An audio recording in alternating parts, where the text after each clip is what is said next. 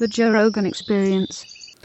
Yeah, it's like when you're over here and you look at, do you see it any differently from looking at it, looking at the situation over there and how crazy Mexico is from America, like how ignorant Americans are to how bad it really is? Yeah, I mean, so I've been up here for 4 years now as a resident, right?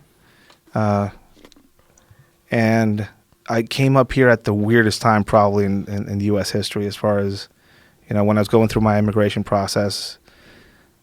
Trump, got elected, so it was pretty interesting, being pulled to both sides of the political spectrum, and seeing how people would talk about Mexico in ways that were like irrealistic, or just weird things that you would hear. It's like, that's not how it is, that's not how it happens. Like, what's a big misconception?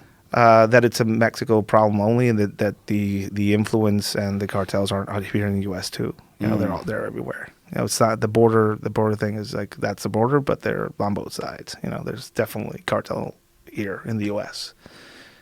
So most Americans thinking of it as a foreign problem. Mm-hmm. It's foreign if you live far from the border, maybe, but it's everywhere.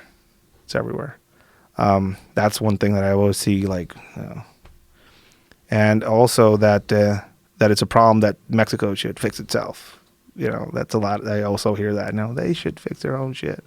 Yeah, but their own, the problems down there, stem from firearms and money coming from up here, and a big drug market, and the money going into some corrupt hands down there at times, and basically them burning the manual every 6 years and just starting anew on their fight. And the cartels. Does anybody else say this other than you? Like, does anybody say that politically over there?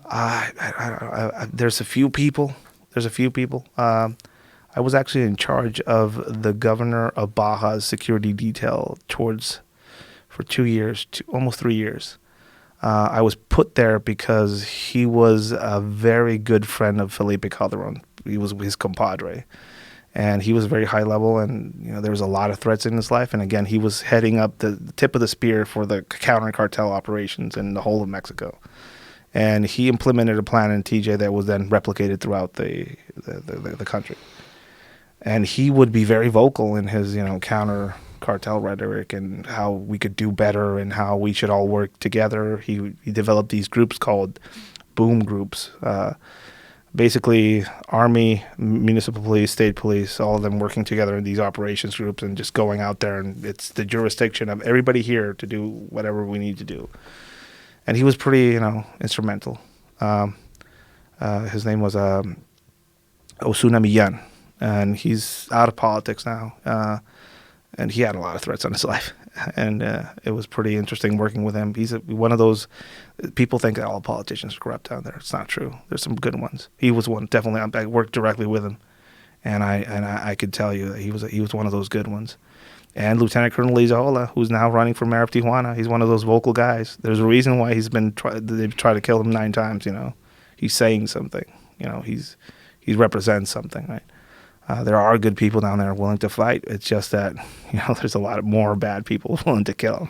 You must have seen some horrific shit over the course of your career. Yeah. Yes. Bodies, the brutality, the torture, all that type of stuff down there. Again, I tell people, working down there is the closest thing to the Wild West you have currently. It's basically... And when people say third world country, there's a lot of cosmopolitan places just across the border that aren't necessarily alien to American eyes, right? Yeah. Now imagine all this, crazy things happening down there. Like there was a famous firefight in Tijuana, the Cúpula, which is basically, there was a big cartel stronghold inside of this castle type thing. It had a big giant dome on top of it. La Cúpula shootout. And when that happened, basically everybody responded to this thing, and it was next to a school, and kids were being evacuated from it. It was pretty horrific. A lot of the people on the inside, they had a lot of people abducted on the inside, and they basically executed all of them. And some of the people on the inside with the cartel guys would put zip ties on themselves and kneel down the ground so you would think it was them. and you saw uniformed police officers inside of there shooting outside to uniformed police officers. So you would see how the crazy corruption and,